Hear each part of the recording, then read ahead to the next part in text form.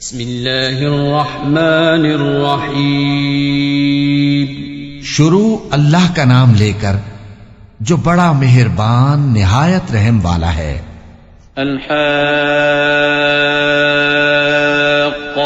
ما الحاقة وما أدراك ما الحاقة كذبت ثمود وعاد بالقارعة فأما ثمود فأهلكوا بالطاغية وأما عاد فأهلكوا بريح صرصر عاتية سخرها عليهم 7 ليال و8 أيام حسوما فترى القوم فيها صرعى كأنهم أعجاز نخل خاوية فهل ترى لهم من باقية وجاء فرعون ومن قبله والمؤتفكات بالخاطئة فعصوا رسول ربهم فأخذهم أخذة رابية. سچ مچ ہونے والی، وہ سچ مچ ہونے والی کیا ہے، اور تم کو کیا معلوم ہے کہ وہ سچ مچ ہونے والی کیا ہے؟ وہی کھڑکھڑانے والی جس کو سمود اور عاد دونوں نے جھٹلایا. سو سمود تو زبردست زلزلے سے ہلاک کر دیے گئے، رہے عاد تو ان کو نہایت زوردار آندھی سے تباہ کر دیا گیا. اللہ نے اس کو 7 رات اور 8 دن ان پر چلائے رکھا. تو اے مخاطب، تو ان لوگوں کو اس میں اس طرح گرے ہوئے دیکھتا جیسے کھجوروں کے کھوکھلے تنے. پھر کیا تو ان میں سے کسی کو بھی باقی دیکھتا ہے؟ اور فرعون اور جو لوگ اس سے پہلے تھے اور وہ جو الٹی ہوئی بستیوں والے تھے سب گناہ کے کام کرتے تھے. سو انہوں نے اپنے پروردگار کے پیغمبر کی نافرمانی کی تو اللہ نے بھی ان کو بڑا سخت پکڑا.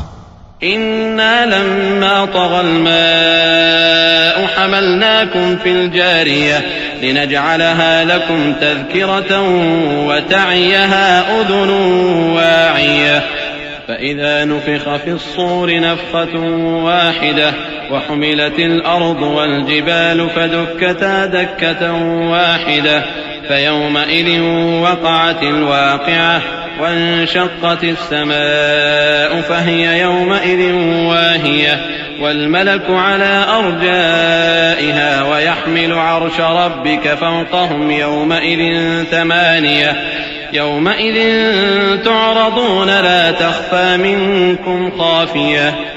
جب پانی طغیانی پر آیا تو ہم نے تم لوگوں کو کشتی میں سوار کر لیا تاکہ اس کو تمہارے لیے یادگار بنائیں اور یاد رکھنے والے کان اسے یاد رکھیں.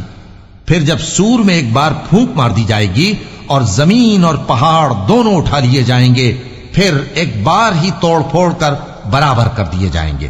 تو اس روز ہو پڑنے والی یعنی قیامت ہو پڑے گی اور آسمان پھٹ جائے گا تو وہ اس دن کمزور ہوگا اور فرشتے اس کے کناروں پر ہوں گے اور تمہارے پروردگار کے عرش کو اس روز 8 فرشتے اپنے اوپر اٹھائے ہوں گے. اس روز تم لوگ سب پیش کیے جاؤ گے اس طرح کہ تمہاری کوئی پوشیدہ بات چھپی نہ رہے گی.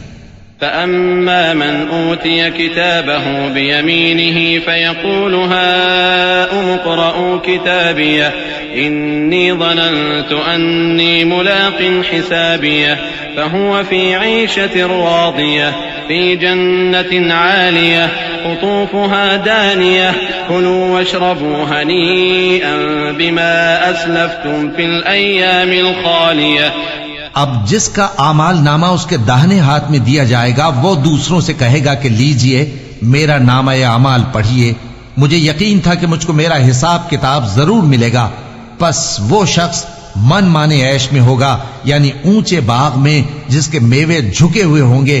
ان سے کہا جائے گا کہ جو اعمال تم ایام گزشتہ میں آگے بھیج چکے ہو ان کے عوض مزے سے کھاؤ اور پیو. وأما من أوتي كتابه بشماله فيقول يا ليتني لم أوت كتابيه ولم أدر ما حسابيه يا ليتها كانت القاضية ما أغنى عني ماليه هلك عني سلطانيه خذوه فغلوه ثم الجحيم صلوه ثم في سلسلة ذرعها 70 ذراعا فاسلكوه.